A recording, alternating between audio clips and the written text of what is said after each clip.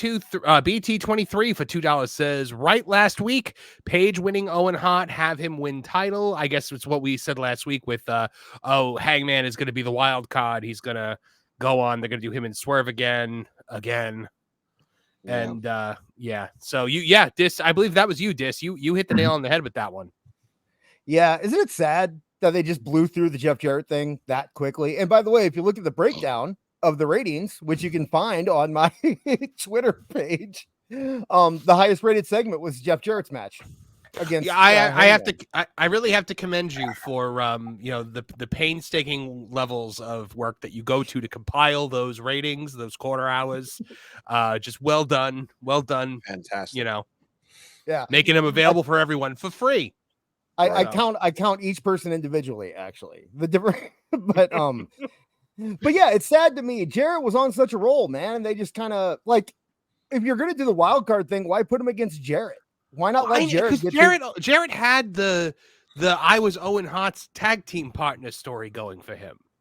Like the one interesting story going into this that's about Owen Hart.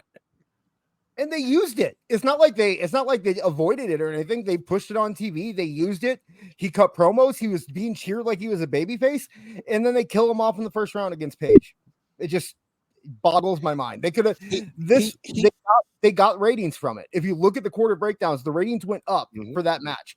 And it might have been the wild card, but I think Jarrett had a lot to do with it too.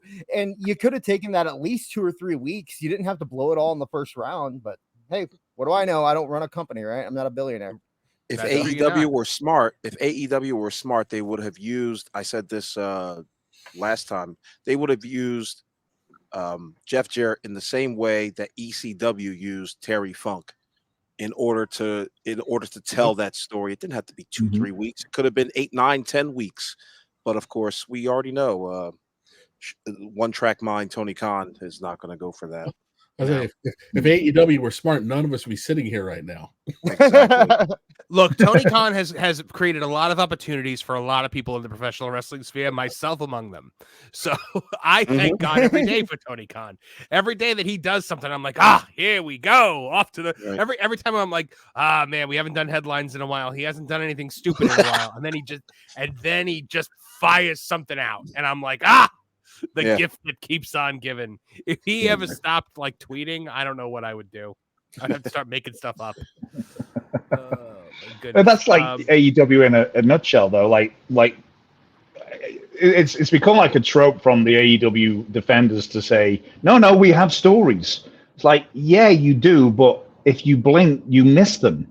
Like that was, like you say, that was an 8, 9, 10 week story with Jeff Jarrett, because he wasn't just his Owen's tag team partner. He was the guy they cut to. It was the first face we saw after the accident.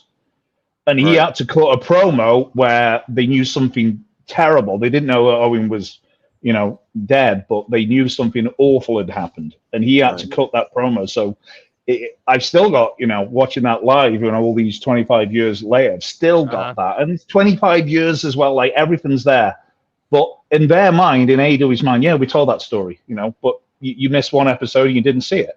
How's that build? How's that build interest? I mean, you could have had him go to the final, then lose to a heel, and the heel scoop all that heat, and leave the ring with all the heat, and Jeff Jarrett be in the ring, like, God, looking up like I tried Owen, and then go and tell the story like he did Owen proud. He wrestled the matches of his lifetime at his age, 25 years later, motivated by the man. But nah, just have him beat by, when we're back to like the acrobatics, bring out the fucking Power Rangers, Yeah, let the cowboy with the butterfly pants beat him. Yeah, that's what everybody.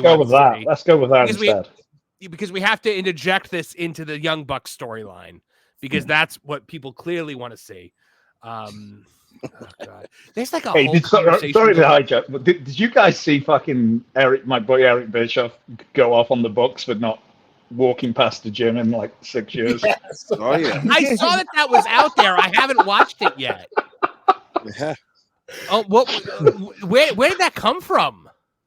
He was so poor Eric. I'm like, guys, it's like, look, everybody likes you reacting to WWE pay-per-views or PLEs, but they love you reacting to AEW, because I don't want to watch it 4 hours of AEW, and I'm like, well, the algorithm does, and you told me that you listen to what I'm saying, and that's what I'm saying. So I made him listen, and he's like texting me throughout. I hate you. But to be fair, he loved the Ospreay. He'll get to that later, but he loved the Ospreay. Okay. But his thing was like fucking box and jungle. He always calls him Jungle Jack off. Is like, why do they look like that? Don't they have a gym membership?